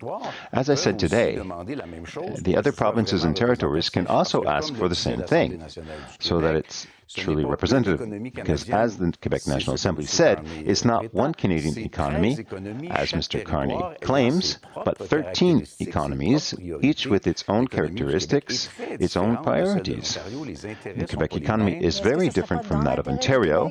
Interests are not the same. It's not in Quebec's interest to remove the interprovincial barriers. There are no interprovincial tariff barriers. It doesn't exist. In the case of oil, there were no obstacles, tariff or regulatory. It was Quebecers who said, we don't want it, for very good reasons, which are even better today. We can talk about it for a long time. Trans Mountain cost $40 billion for 1,600 kilometers. Understand there were mountains, but we're talking about 1,600 kilometers, an infrastructure which take at least 8 to 10 years to build. And the Europeans don't want it. The main effect, apart from the environment, and it's rather catastrophic, we've done a study on that, the main effect as Mr. Poilievre said earlier, is to increase the price of a barrel of oil on the Canadian market. What does that mean? It would mean Quebecers pay more for gas at the pump. There's no economic interest for Quebec in this. Our money, including the money that goes to support the oil industry, should be invested in Quebec's clean energies, creating jobs and a future for Quebec by transforming our natural resources to open up new markets in Quebec's interest. And if what's negotiated allows that for Quebec, we'll agree. But if it doesn't, can we make a difference with the Bloc Québécois and hold the balance of power? You're saying no to these energy projects, which some of your opponents have put back on the table. You're saying no to Energy East, to GNL Quebec. Aren't you going against Quebecers who, according to latest polls, are more in favor of resuming this kind of project because they want to wean us off our dependence on the United States for energy? Well, it's because it's not true. You have to start from there. Oil companies use available pipelines according to market prices. Western oil is consumed in Quebec. Essentially Western Canadian oil. In particular, as proof that I'm not dogmatic, is because of the inversal of the Enbridge pipeline in 2013, which means it was going in the other direction. So Western oil is coming to Quebec and being refined in Quebec. I was the Environment Minister who authorized it, so I'm not anti-oil. I just say we have to get out. And it's not with new infrastructures that are fanciful towards the European market. Before we said Asia, but I don't think St. John, New Brunswick is going to send oil to Asia, but the European market doesn't want it. And the European market says, if you want to get in, you have to charge a fee because you don't charge for climate change on Canadian oil. So there's a lot of facts to correct here. So how do you respond to Quebecers' fears? Because they have some. Well, the last thing you want to do is minimize Quebecers' fears. We have to recognize that Mr. Trump has created a lot of fear, a lot of concern. And once we've taken note of this, we need to implement short, medium, and long-term solutions. For example, counter tariffs. I quite agree with them because we don't have the choice. We can't be more vulnerable when confronted with a predator like Donald Trump. After that, we put policies in place. We made a lot of proposals to talk about at your convenience to strengthen Quebec's ability to cope. So much the better if it's good for Canada. We'll collaborate. But what I'm asking more of Quebecers than anyone else, is to give us the position of strength to be an equal, an ally of Canada, and an ally of Mexico, and an ally of European countries that need to get together to make their weight felt in the face of Donald Trump's threats, but as equals, as partners, not as people who could become a bargaining chip who are subject to someone else's authority. Thank you. Good evening, Mr. Blanchet. We've heard a lot about language and culture and the various promises by Mr. Carn and Mr. Poilievre. Having said that, it's not negotiating. So you present yourself as an ally of Canada, and in that sense, your suggestion to have a Buy Canadian Act. Do you think at the Canadian level there's anything like this to protect language and culture? No. There's no such thing. Initially, when Canada's interest and Quebec's interest are the same, we can work together. This will be true after sovereignty. That's what Mr. Lévesque proposed back in 1980. I'm from that school. There are many times when we agree, we're part of NATO, we're allies, we want to work together. NORAD will be shared between 3 countries instead of 2. The Buy American Act is a protectionist measure that we could have given a similar answer to which 70% of what comes from federal government contracts should be Quebec or Canadian content, supporting the Quebec economy in a period of transition. In terms of language, my first problem is that you can't say, on the one hand, I want to go against Bill 96 all the way to the Supreme Court with Quebecers' money. But I swear to you, cross my heart, I'll protect it against Donald Trump.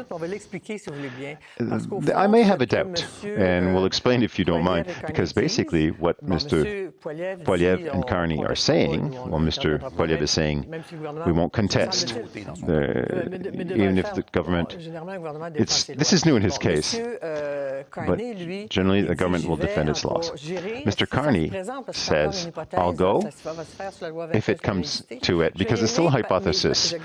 You know, I'll go, but I guarantee that'll protect French, but I'm just interested in the technical interest of a notwithstanding clause, a non-derogation clause, because it's starting to be abused everywhere in Canada. And he says, why don't you say it? Why don't you make that nuance? Because I don't believe it. Why don't you believe it?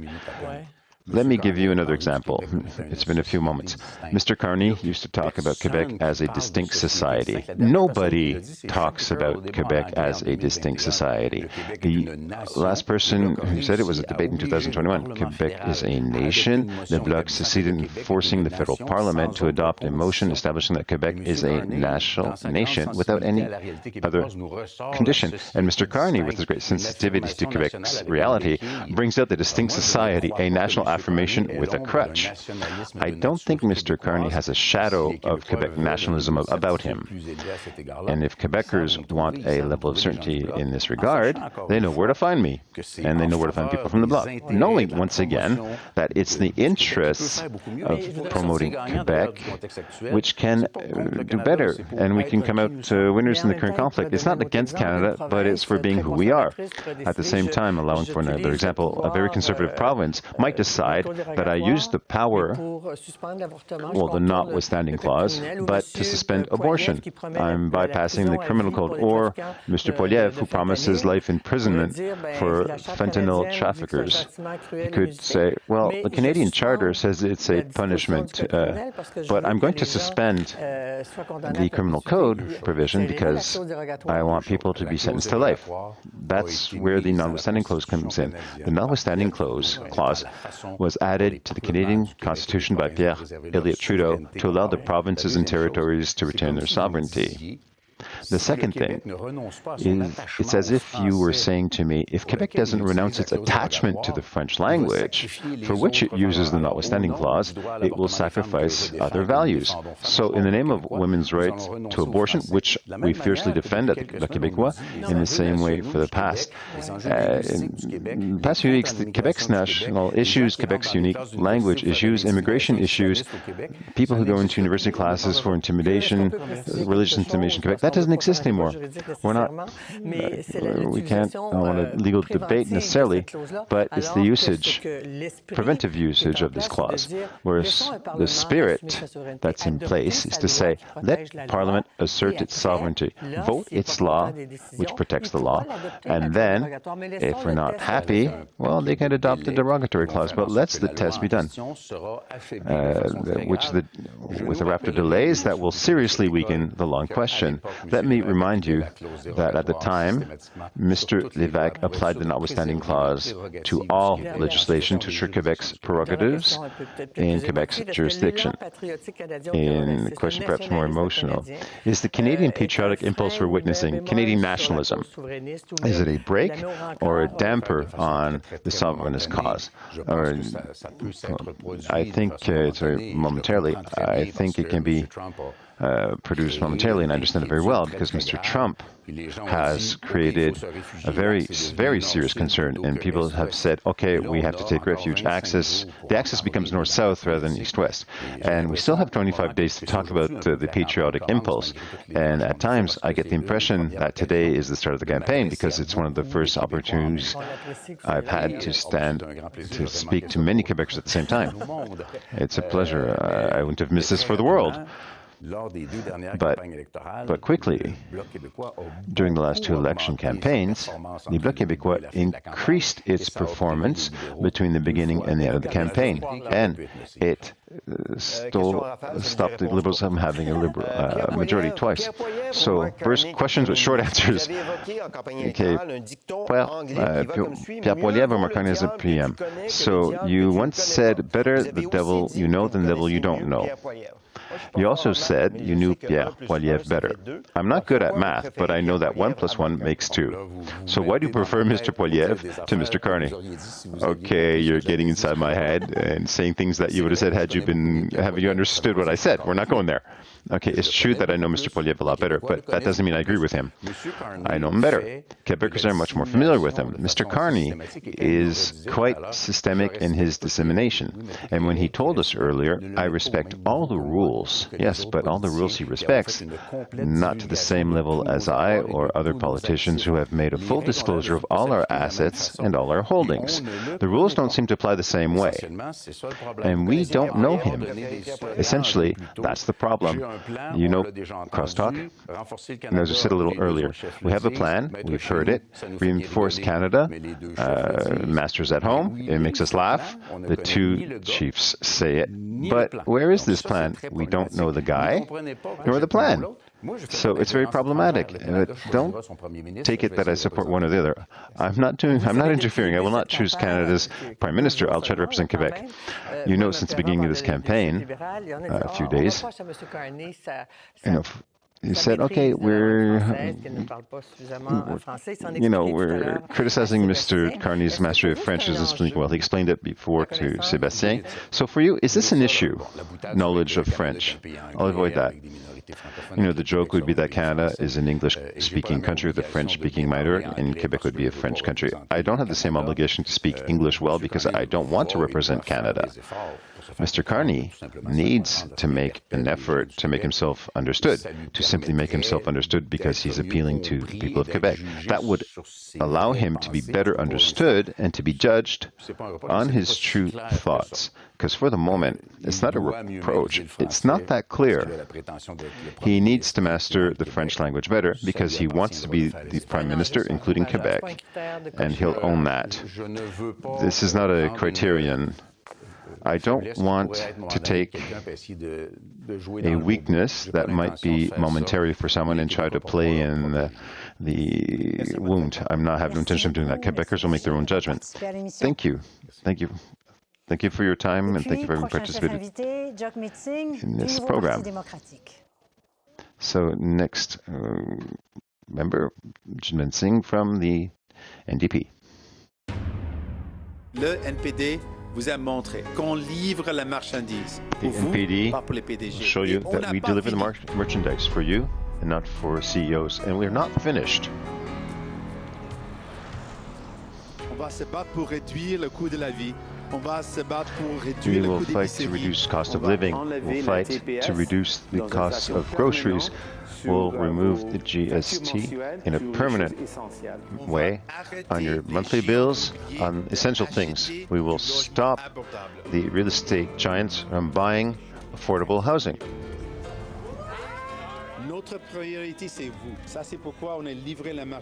Our priority is you. That's why we've delivered the merchandise with dental care, medical insurance. We have massive challenges before us, without a doubt, but I will never give up. People's greatest fear is with the tariffs, it will increase cost of living, and it's already too high.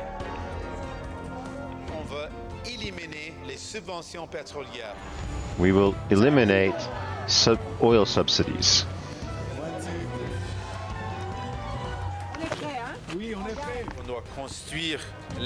We're ready. Yes, we're ready. We will build infrastructure in Canada by using Canadian products. Iron, aluminum, soft lumber. Bonsoir, Monsieur Cinq. Merci d'être là à cette émission avec nous. Good evening, Mr. Cinq. Thank you for joining us on this program. Good evening. Thank you. You stood by the government against Donald Trump. You saw the response today from the government. Are you still on the Team Canada train? Yes, of course, because I want Canada to win. I want to protect workers in Canada. They're afraid at the moment. Those who've already lost their jobs. Others others are going to lose their jobs, and we've already seen the beginning of the increase in the cost of living, which was already too high. Do you give credit to Mark Carney because he managed to negotiate perhaps with Mr. Trump? I don't know if it will work because we don't know how Donald Trump works. It wasn't as hard as we thought. In reality, it's less hard, yes. But I'm still afraid because there are workers who have lost their jobs and who haven't seen an increase in employment insurance. That means at the moment, with the amount of subsidies with employment insurance, it's not adequate for Mr. average citizen to buy groceries, to pay mortgages, bills. That's why I say, job number one, priorities, we need to increase employment terms. That would be your first step. Protecting people is paramount. We are a party founded by the workers, founded by the unions. So for us, it's always a priority how to help people. You say, you're proposing a dollar-for-dollar response. But there are a lot of economists who say it's difficult because the Canadian economy is much smaller than the American economy. So you don't think it could hurt Canadians more in the end? I think it's a necessary show of strength. Unfortunately, it's a trade war we didn't want. It's a trade war that Donald Trump provoked without provocation. But we're in this war, and so we have to show strength. It's something I think it's important to fight back with force. Obviously, with this whole trade war, that's all we've been talking about during the campaign. Canadians are concerned about everything that's going on, and it's clear from the polls that the Liberals are way ahead and that they're going after your supporters in a certain way. Why do you think they're abandoning you and running to the Liberal Party? I think you're right that a lot of people, many Canadians, are afraid of what's going on with Donald Trump. But I want to remind people that in these difficult times, a key question in this election is who's going to fight for you, not to protect the interests of big corporations, CEOs, billionaires, but who's going to fight for you and your family. And that's important. There are people who are afraid of what Pierre Poilievre represents. They've said, no, we reject this approach of cutting the services we need. But also people are starting to say, we're also learning that maybe Mr. Carney is going to cut too. He's talked a lot about cutting services, and people are afraid of that. So if you're afraid of cuts to our programs that are dear to Quebecers, vote for the NDP. We've already shown that's not what the polls are saying right now. Your party has dropped a lot. Well, it's an important question in this campaign, and we'll take time to talk to people who say, we rejected Pierre Poilievre's approach. Now we have concerns about Mark Carney. For people like that, if you're worried that Mark Carney is going to cut the services you need, like healthcare, you can vote for us. We've shown that we're here to defend you. Well, Poilievre has often accused the Trudeau government of being more like the NDP Liberal government, and you ensured the survival of this government on more than one occasion. If only you've negotiated social programs, we're thinking dental insurance, drug coverage. With hindsight, do you think it was a strategic error to allow this government to survive? I think it's an important question, and for me, it's an opportunity to share my values. I often think about this woman, an elderly person, a cancer survivor, and I met her, and she spent all her life working hard, and she lost her teeth because of her battle with cancer. I was with her in a dentist's office where she said, I want to have my teeth again. I want to have my smile again. And I was with her when the dentist said, yes, we can do it. We're going to do it with this dental program. And we cried of joy. She cried with joy, saying, yes, it'll give me my dignity again. So I did it for her. And I did it for the 500,000 Quebecers who now they have received dental care thanks to our efforts. 1 million Quebecers have enrolled in this program. And now we have 3 provinces that have started. They have signed the agreement for drug coverage, which means they will have free diabetes medication completely free. It's something that will change the lives of millions of people. Céline mentioned it, the various polls that aren't very favorable to you. We could read them. Some say that you could be swept off the map in a certain way. Do you think Canadians are ungrateful towards you for making these projects happen, for having negotiated them? Are Canadians ungrateful? I mean, that's the question. I didn't do it for the gratitude of Canadians. I did it because, honestly, it's something my mother taught me. We're all one. And the reason for which I came into politics is to help people. And it was the tradition of our party. The fact that we have health care was thanks to the NDP. Our party was always there to defend people, to improve people's lives. So for me, we've done something for people, and we have an election campaign. We can share what we've done during this campaign. We can make the position, if you want, present the position that if you want more of this, you vote for NDP. Provided you're on board or on the board of a minority liberal or conservative government. How did you react to the letter some time ago from Thomas Mulcair, a former party leader, who was ousted after electoral results, saying that your party is incapable of standing up to Donald Trump? And if a former leader no longer believes in his party, I think he's wrong on a number of counts. If you look at the history of our country, the fact that we've been there is the reason for which most of these social programs, of which we're proud, the health care program, pensions, investments for seniors, it was all thanks to the NDP. Employment insurance was something the NDP forced the Liberal government to do. So all the things of which we're proud, programs that Quebecers say that's why we're going to defend ourselves against the U.S., that's something the NDP forced the government to do. But the surveys announce a majority government one side or the other, so you lost all influence, all power. I think it's the decision of Canadians and Quebecers.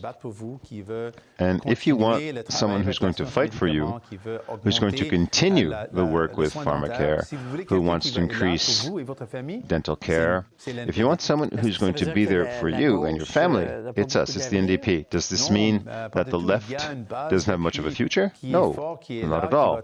There's a strong base of support that's always there, it's always going to be there. I will never give up on the work of our party, our movement to help people. People deserve to have someone like that. Thank you. The conditions you set out to support the Trudeau government over the past few years have deepened. It contributed to deepening Canada's deficit, $62 billion.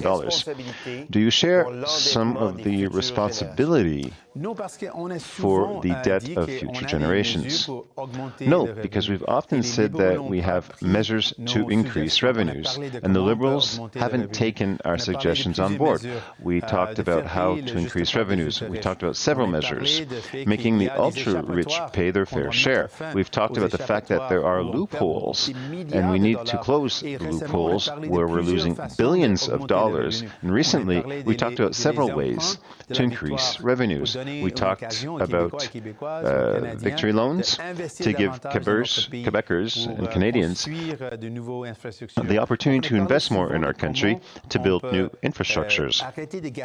We've often talked about how we can stop wasteful practices like oil subsidies, which I want to eliminate, and the use of private consultants, which I also wish to eliminate, to save money, to invest more in people. For me, it's really a decision. The priority for me is to invest in people and stop giving big gifts to the ultra-rich. Speaking of the ultra-rich, what's the definition of ultra-rich? I'm talking about people like companies or businesses like Brookfield.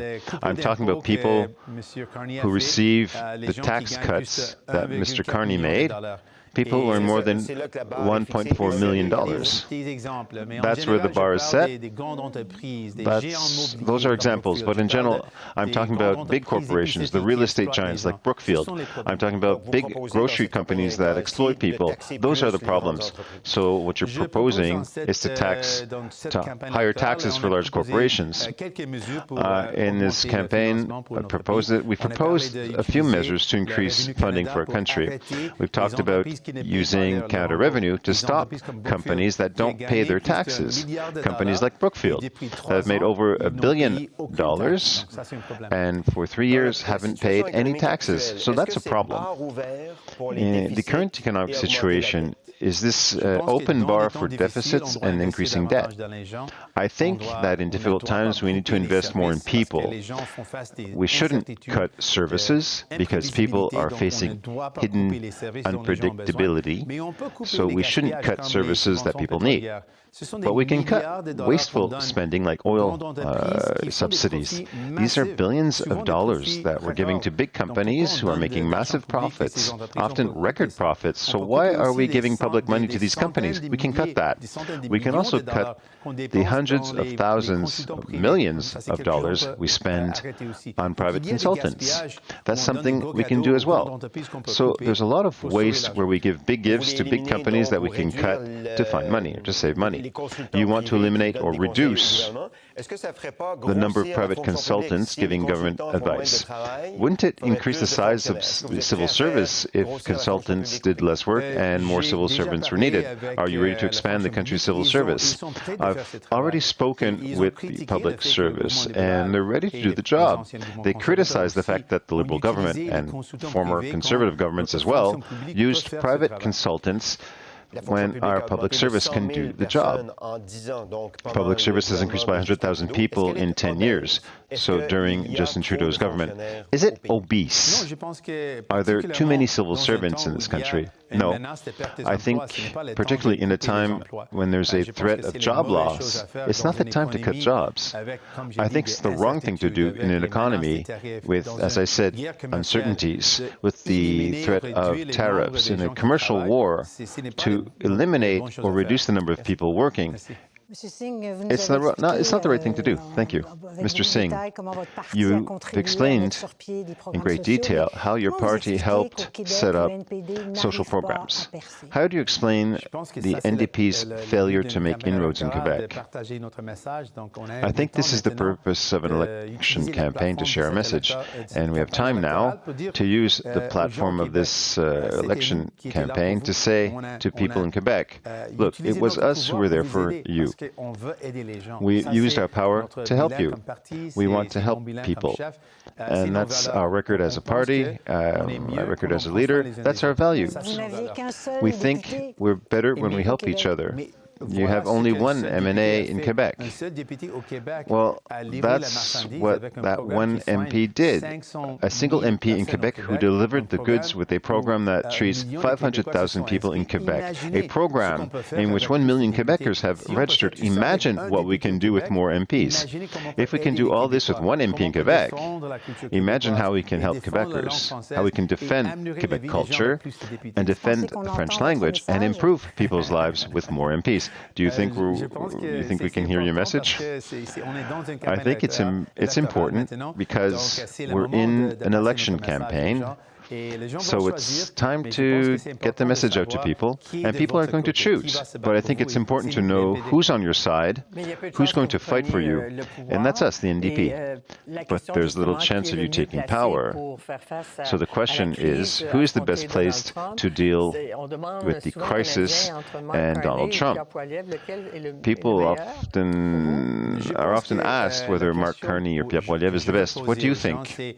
I think the question that I wish to ask people is, who do you want on your side when we're in this crisis?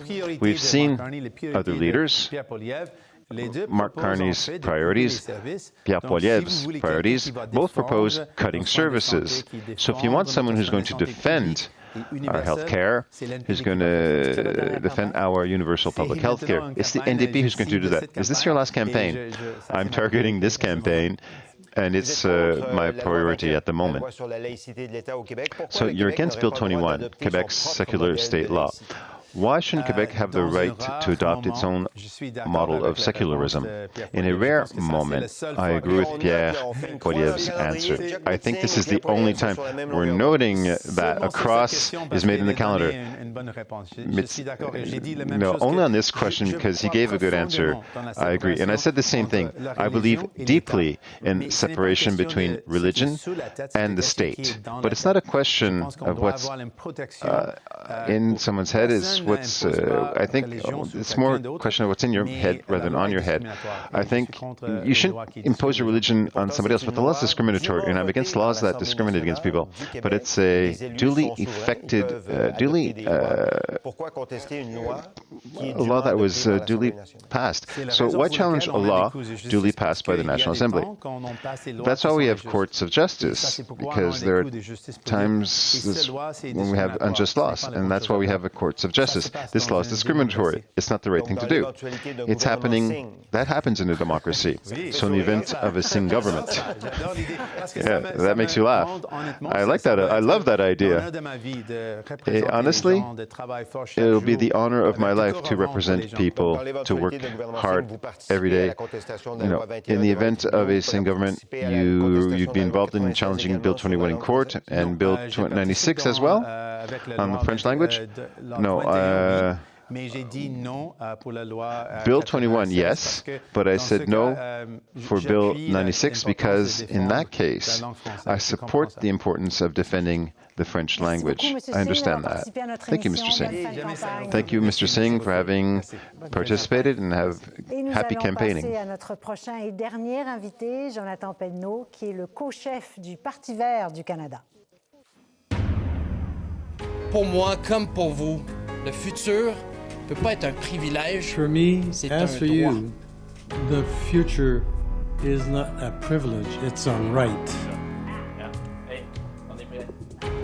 On a des ressources qui peuvent servir à l'électrification partout à travers le monde. C'est important qu'on puisse les utiliser, mais ça doit se faire d'une manière qui est responsable et qui respecte la souveraineté des Premières Nations.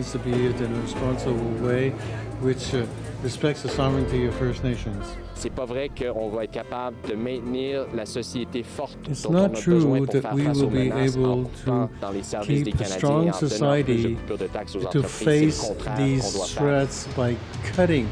Services to Canadians and giving advantages to big corporations. Ici au Canada, on continue à avoir une économie qui est dominée par Here in Canada, we continue to have an economy which is dominated by foreign interests. We are going to work hard to make sure that Canada is ahead of this extraordinary struggle to defend democracy, to push forward a climate agenda to leave a healthy planet behind us.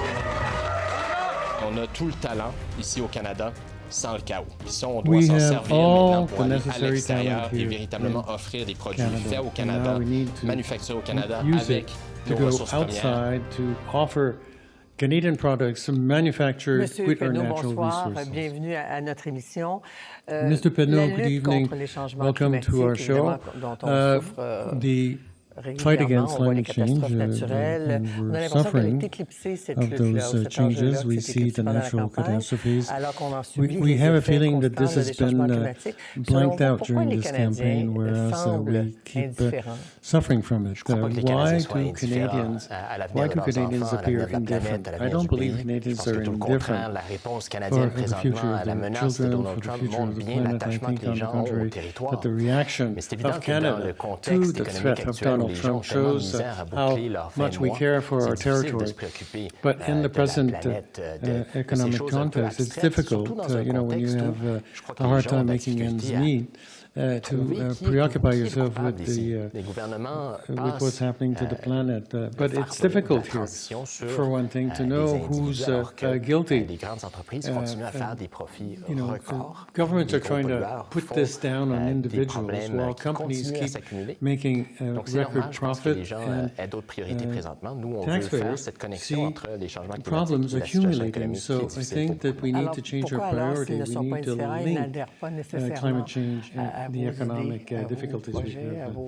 So why don't people adhere to your idea, your projects, your ideas?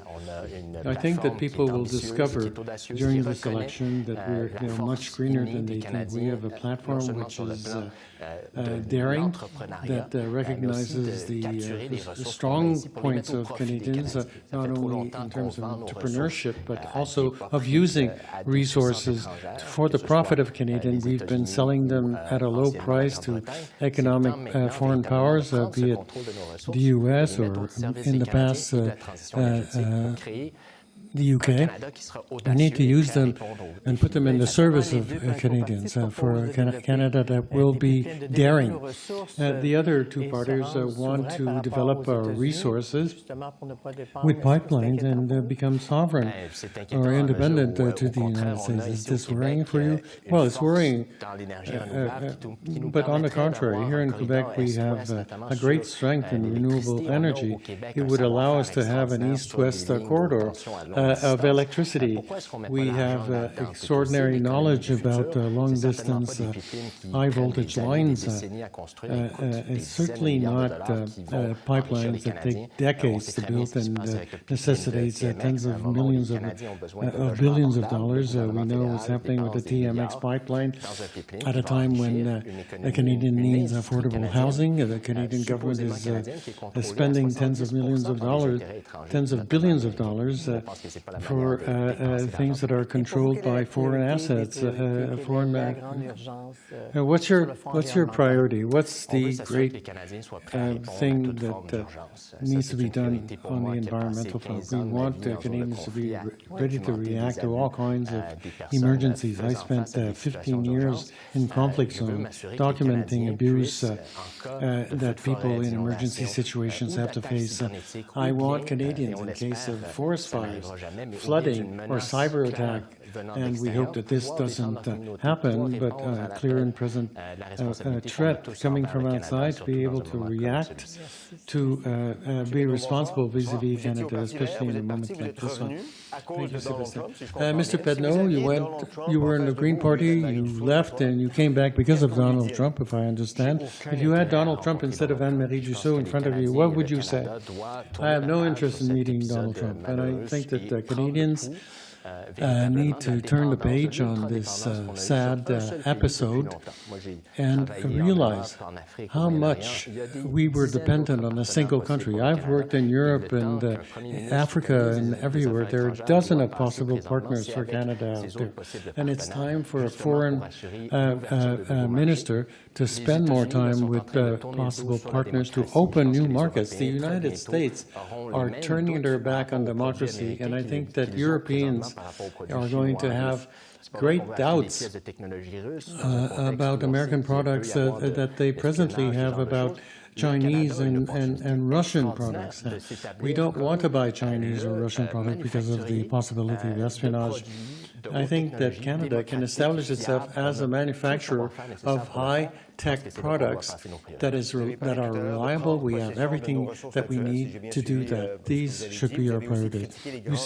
You said that we should take possession of our natural resources. You criticize large-scale corporations. So what happens? You want to take it away from Trump? You want the government to take control of it? We're open to the question, to the issue of nationalization. I think that Quebecers are very happy with the nationalization of hydropower. They're better off for it. When we look at forest, water, we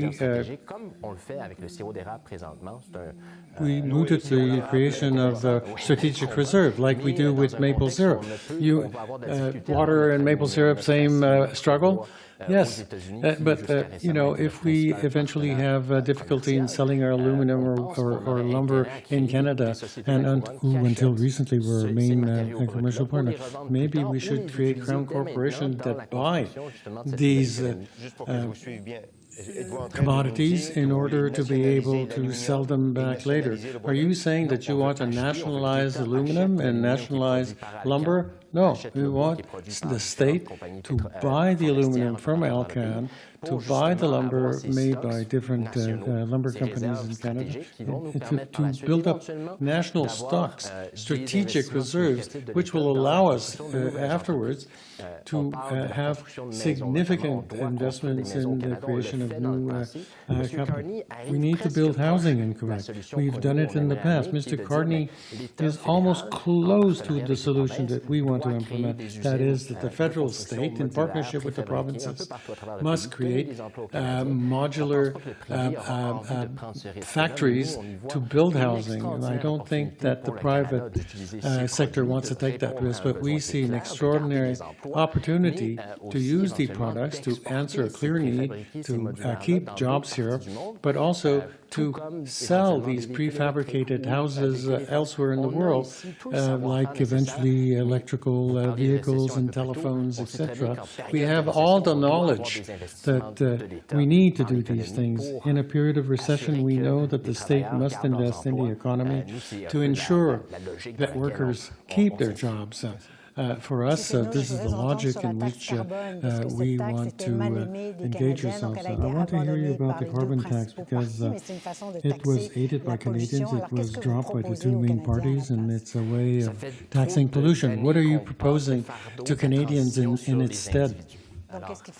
We've been, shoveling the burden of transition to individuals. We need to stop subsidizing the oil industry, which is a big problem in many regards. It's creating greater and greater inequalities in Alberta, the boom and bust cycle. So we need to have clear and stable jobs for oil workers. We've made an announcement recently. We want these jobs to be there to answer the emergency need of Canadians. We need to build an infrastructure to answer climate change. These are jobs that could be well paid and useful for the whole of Canadians. But we need to stop subsidizing it. We need to put a cap on oil production. We need to, the cap on emissions is necessary, but an emission in China or Vietnam with Canadian oil is going to have an impact on Canadians. It's going to cause more forest fires, more people who suffocate in the streets of Montreal or in towns like Jasper that go up in flames. So you don't replace that carbon tax. We want to shift the burden to polluters, and we want to make sure that governments help Canadians to make the right choices. And presently, we were all born in an economy that we didn't choose. I didn't choose in a city or a suburb where most of our travel needs to be done by car.